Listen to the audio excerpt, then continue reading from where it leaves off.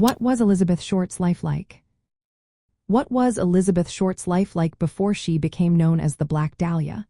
Born on July 29, 1924, in Boston, Massachusetts, she was the third of 5 daughters.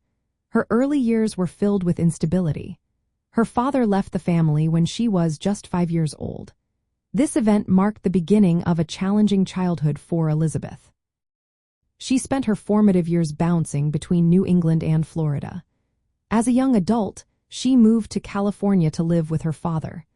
Elizabeth had a passion for cinema and dreamed of becoming an actress. However, she never landed any notable acting roles or credits during her lifetime. By the mid-1940s, Elizabeth had settled in Southern California. She lived a somewhat transient lifestyle, moving frequently between cities like Long Beach and Los Angeles. To support herself, she worked as a waitress and rented modest accommodations. One of her residences was a small room behind the Florentine Gardens nightclub on Hollywood Boulevard. Her fashion sense and dark hair led to her posthumous nickname, the Black Dahlia. This name was likely inspired by the film noir The Blue Dahlia, which was released in 1946.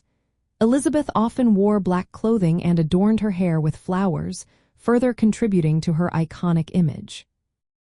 In early 1947, Elizabeth Short was last seen alive after spending time with a man named Robert "Red" Manley. He drove her to Los Angeles and left her at a hotel. The details of her movements in the days leading up to her tragic death remains unclear. On January 15, 1947, her mutilated body was discovered in a vacant lot in the Leimert Park neighborhood of Los Angeles. The body had been bisected at the waist and was severely mutilated. It was also cleaned of blood, suggesting a calculated and brutal murder. Elizabeth Short's life reflects the struggles many young women faced in post-war Los Angeles. They sought fame and stability but often encountered precarious living conditions. Her murder became one of the most infamous unsolved cases in American history. It highlights the challenges of investigating violent crimes during that era and the role of media in shaping public perception.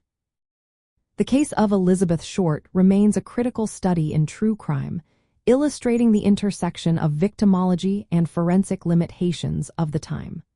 Her story continues to resonate in discussions about and resolved violent crimes and their impact on communities.